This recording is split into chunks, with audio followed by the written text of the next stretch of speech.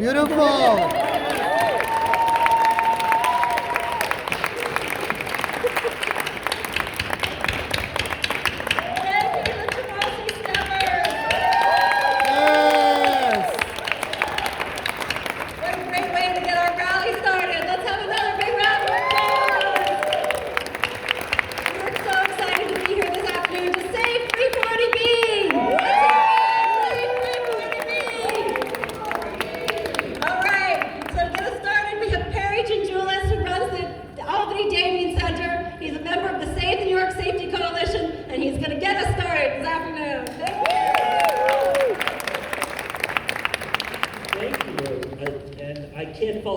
Because I'm going to be a little challenged with just trying to stand up here. But good afternoon, and thank you for being here today. My name is Perry John Julis.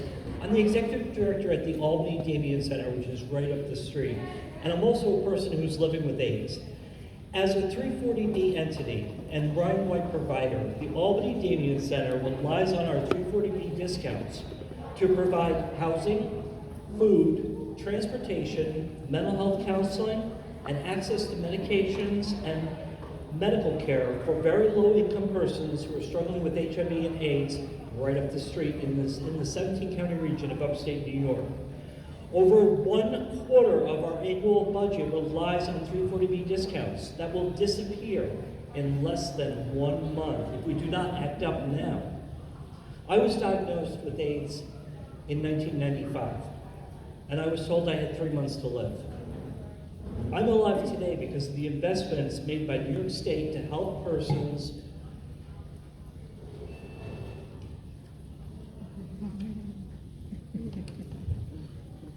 hold on, like myself. So it baffles me now that close to 30 years later, New York State is going to go backwards and destroy the very safety net that they helped invest in.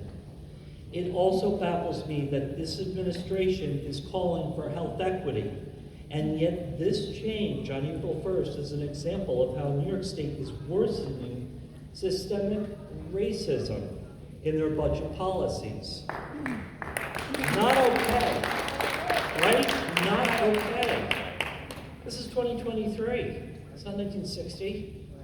This change on April 1st will dramatically disproportionately affect 2.3 million New Yorkers from communities of color and our LGBTQ plus communities. Not okay. This change on April 1st is going to directly lead to worse health outcomes for people who rely on us. This change on April 1st is going to lead to more deaths in New York State. Providers like the Albany Davian Center and other agencies around the state are now standing on the edge of a fiscal cliff. If the carve-out isn't replaced with our alternative compromise bill as 5136, by April 1st, we will be shoved off this cliff. Now, the Office of Medicaid will tell you they have a plan to make us whole. They've had 3 years to come up with a plan, by the way, and to date, there is no plan. Their plan does not describe how agencies are going to receive any money. It does not account for growth. And it's not enough to cover what we currently have. Plus, close to 2/3 of the money saved will be given back to the federal government under the carve-out plan. So someone explain to me, why would New York State be giving our health dollars back to the federal government? It doesn't make any sense. So for the past 3 years, the New York Save the New York Safety Net Coalition has worked on an alternative compromise bill with our legislators. This will achieve all of the state's objectives while keeping the Medicaid benefit within managed care, which will help keep us whole. It was introduced by our champion, Senator Rivera, Bill 5136.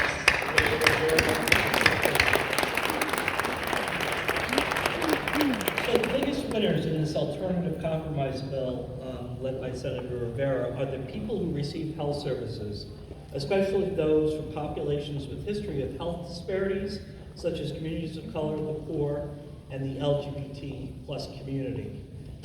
Make no mistake, good public policy should never hurt the most marginalized and vulnerable in our society. Yet the governor's plan for the pharmacy carve-out will do just that.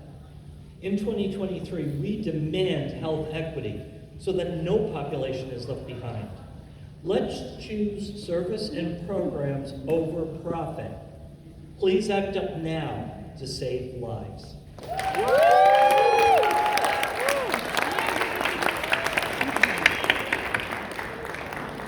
Thank you, Perry. Your life story and your work is truly inspirational to all of us, and we are so grateful for your activism and for your support. And one more time, let's have a big round of applause for Perry. Our next speaker is a longtime friend of Chicane's. We are so pleased to have her with us all the way from Buffalo, New York, Trinetta Alston.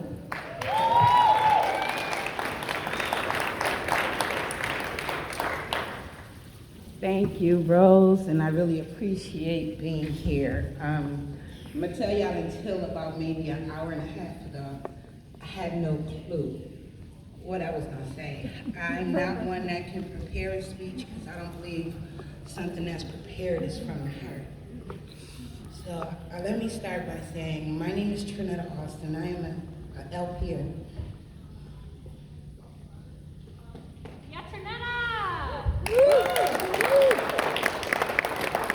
At the Community Health Center of Buffalo, I have been with Dr. Ansari for 11 years, and I am not going anywhere. I just graduated from RN school, waiting to take my boards. I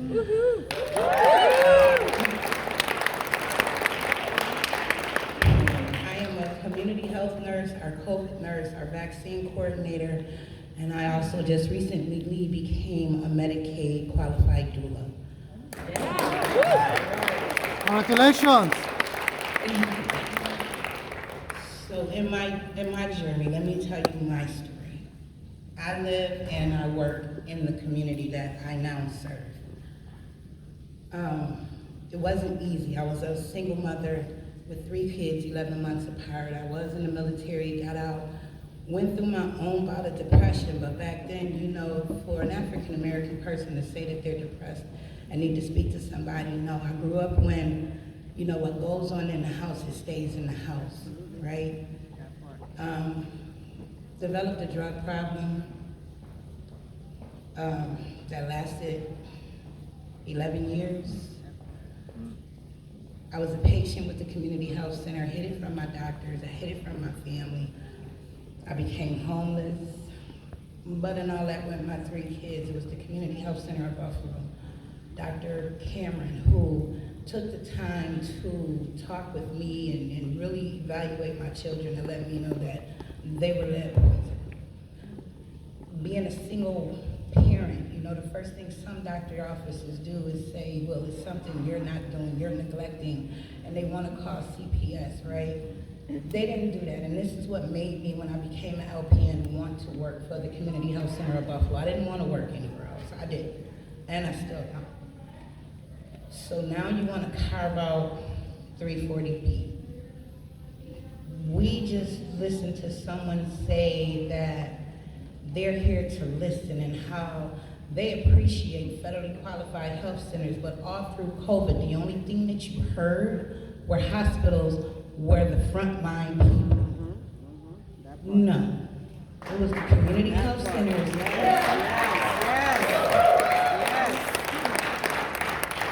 was the community health centers of New York that, especially for Buffalo, who we hit the ground running. We started testing people, not only our patients, we welcomed in those who weren't our patients, because why? Their doctor's offices were closed. The hospital said, don't come to us until you go to the doctor. Right. Even then, my daughter, who is now 33, caught COVID, called me, Mom, I think I gotta go to the hospital. And y'all gotta understand, this is my child who don't call me for nothing. I took my daughter to the hospital. I told him I'm coming in with her. Oh, ma'am, you can't, it's COVID. Oh, yes, I can. I got my own PPE in the trunk of the car. but they wouldn't let me go in. Long story short, my daughter is a patient at the Community Health Center of Buffalo, where I work. They sent my daughter home with a prescription for an antibiotic and an inhaler and told her she'll be fine. Her lungs were clear. I had her doctor ask for her records. Come to find out, my daughter has COVID. Her lower lobe is full of fluid. My daughter could have died. My mother had a stroke a year ago. My mother is fine now. However, she's one of those strong African-American women who do for herself. So to take transportation away from my mother, who does not drive, and that's her independence, knowing that she can go to the doctors by herself. And I'm like, Mom, I'll take you. No, I could do it myself. So I leave my phone on because I know she's gonna call me. Being that she had a stroke, my mother gets confused. So I don't understand how we have a government who say that they listen, but none of them are here now. They come to our neighborhoods when we had our 514 tragedy, and they stayed around long enough for the cameras to be there to show what they did. Meanwhile, the Community Health Center of Buffalo has been on the ground since May 16th with the TOPS associates and all the other survivors that we've come across. We've offered them mental health counseling. We've offered them that ear to listen to their stories. We have shed tears with them. We have done the most. So in all of this, I just want to challenge the state. I want to challenge them to come down to my level for just 90 days. Leave your wallet, get on Medicaid, get the prescriptions that we have to get, but then figure out if you're going to eat or if you're going to take your medicine. Then tell me you're going to carve out something that will kill a whole population of people who put you in office. That's my challenge.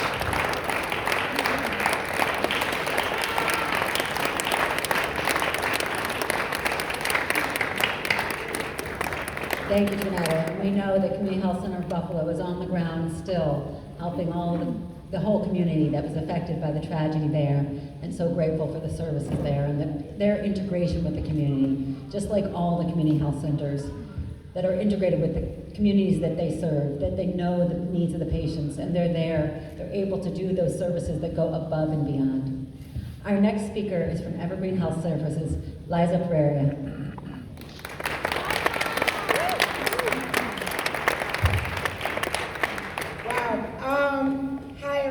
These are some big shoes to follow, but my name is Liza. I come all the way from Buffalo, New York. Also, I work at Evergreen Health.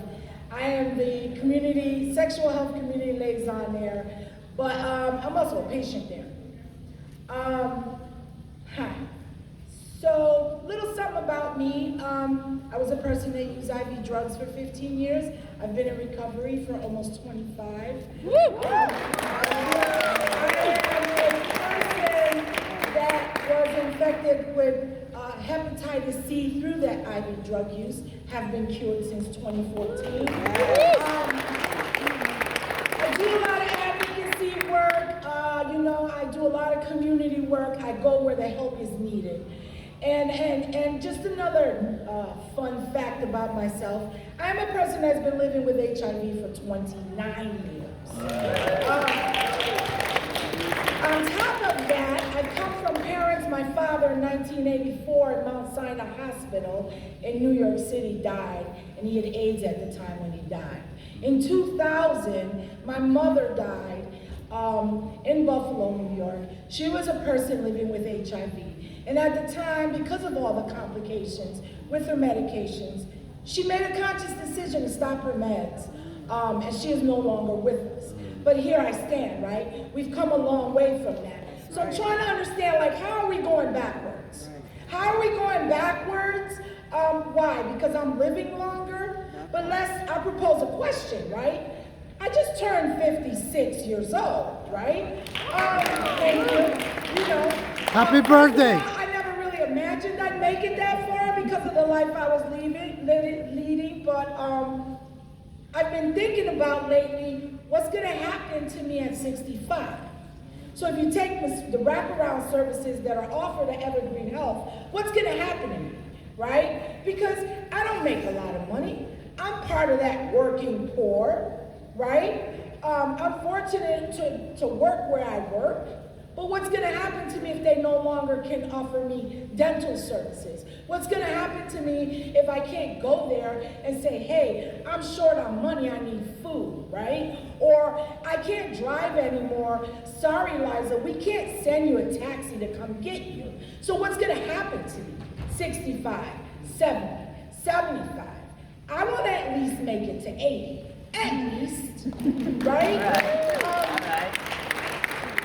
So it's almost like we're going backwards because now society and government looks at us like, they're okay, they're fine, they don't need the services. And I'm telling you that's not the truth.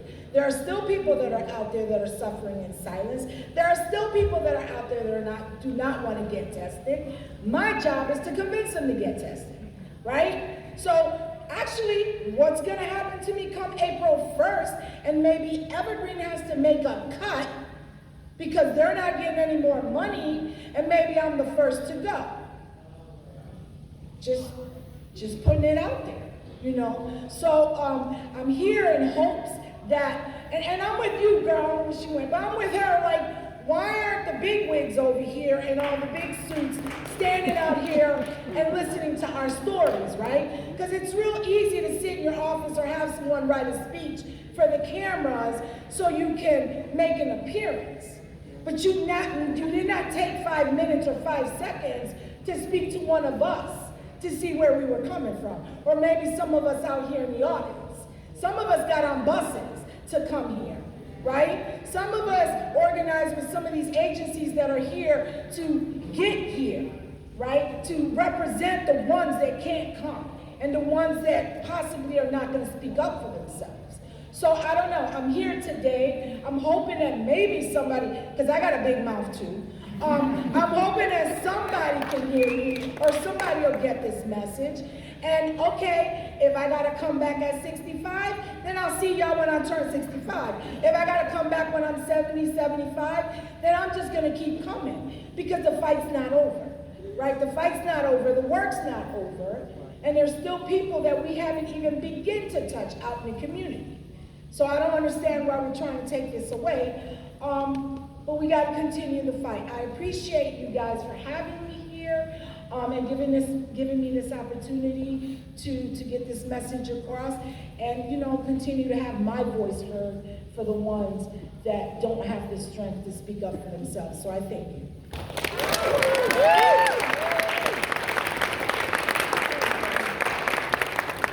Thank you, Liza. We're glad to have your voice with us and to make sure that we are all heard.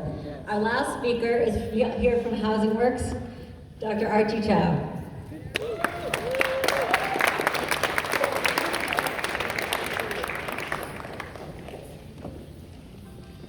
Thank you so much. Thank you, Chicanis, for inviting me and Housing Works here in this anniversary of the Selma March. You know, that march is really about getting access, wasn't it? And in very much a similar way, we are trying to get access to healthcare for our patients and clients. And we were on a fancy bus this morning that Chicanis paid for. And I dreamt that I got arrested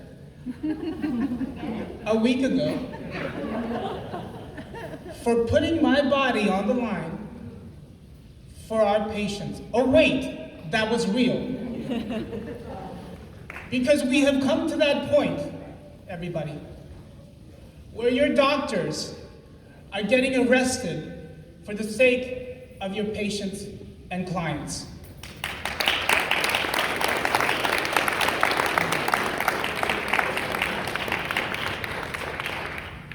And I'm thinking about something that Audre Lorde once said.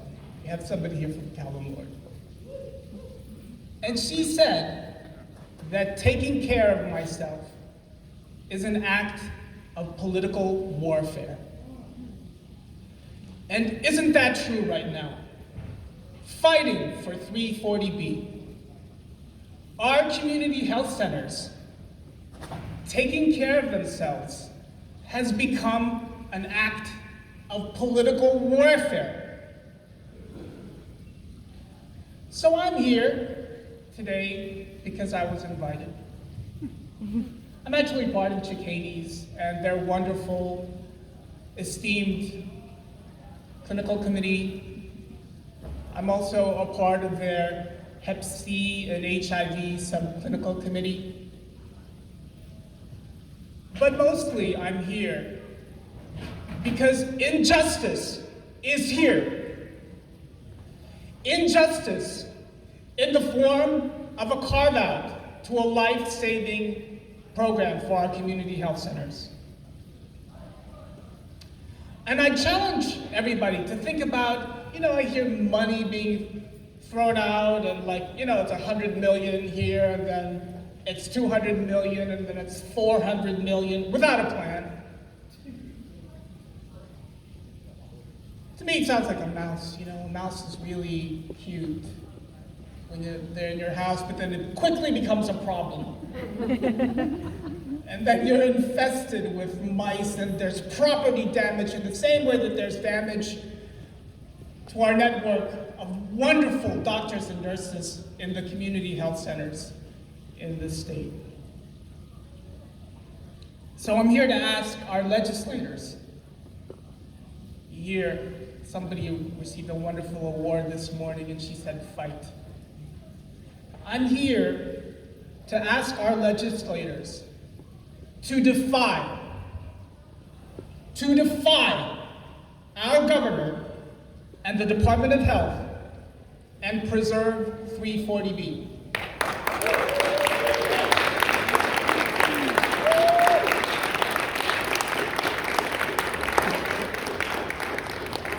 I'm here to ask them to fight for the compromise bill created by our safety net clinics so that we can keep funding alive for New York State's federally qualified health centers, and in so doing, keep alive the 2.3 million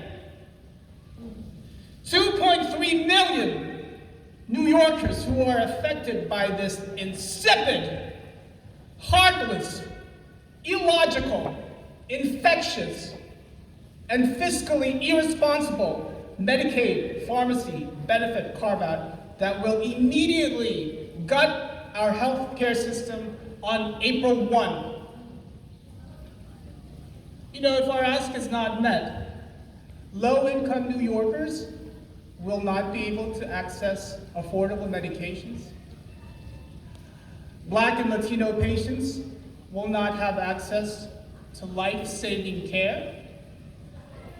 Immigrant and undocumented populations will not get mental health care. Where's the equity that they talk about?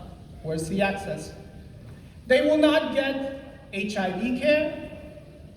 They will not get access to food or transportation. Food, you guys. And uninsured New Yorkers will lose programs that prevent sexually transmitted infections. They will lose programs that prevent HIV. They will lose programs that promote overall health and well-being. I'm here for our patients. We lost one recently, actually. Let's say her name is Truth, because we want truth. And she benefited from everything that we have to offer. Social services, outreach. She was part of our HIV Undetectables program. She was doing well. She was engaged. We are the kind of organization that gives second and third chances. But she's an example of what we're here for, I believe, is to give the best possible chances in life for patients who deserve it. We need to honor them. If our ask is not met, if it is not met, 32 community health centers will have to close down, 700 healthcare workers will not have to be laid off in New York State if our ask is met. And less people will need to use the emergency rooms. If our ask is met, less people will get sick, less people will die. We are in a dire situation, the 25 days we have left.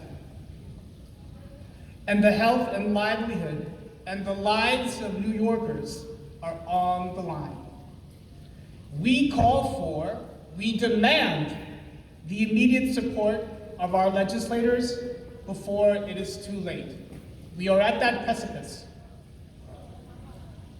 And we can either fall or we can fly. And I would even challenge all of you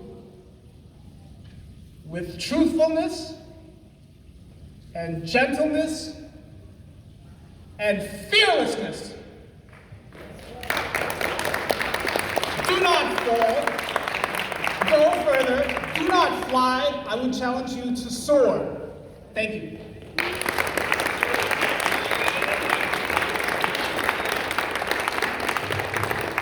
Thank you, Dr. Zhao, and thank you to all of our speakers for sharing your stories and making clear the impact that we will have if 340B is eliminated through the actions of the state government. We must act to save 340B. Save 340B! Save 340B! Save 340B! Save 340B! Save 340B! Save 340B! Save 340B! Thank you, everybody, and thank you so much to all of our speakers who traveled here. Thank you to all of you for coming today to our rally. Thank you for your energy. Thank you for your voices. Please continue to lift your voices. Reach out to your legislators, to any legislators and staff that are here. Thank you for your support, for everything that the health centers do, and for the 340B program. Thank you, everyone, for coming.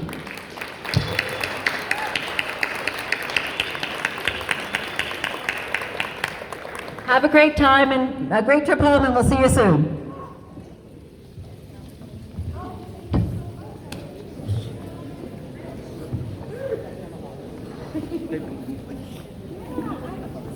I've just been lately like, oh my God, what's Hi, nice.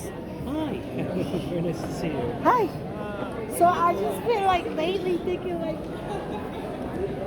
Luz, ¿Ah? yo le invito a un sitio, porque Yo me llamo Danny, tú eres dominicano. Danny, Danny. who Yeah. you work for? Housing works. Awesome. Oh. Thank you for coming.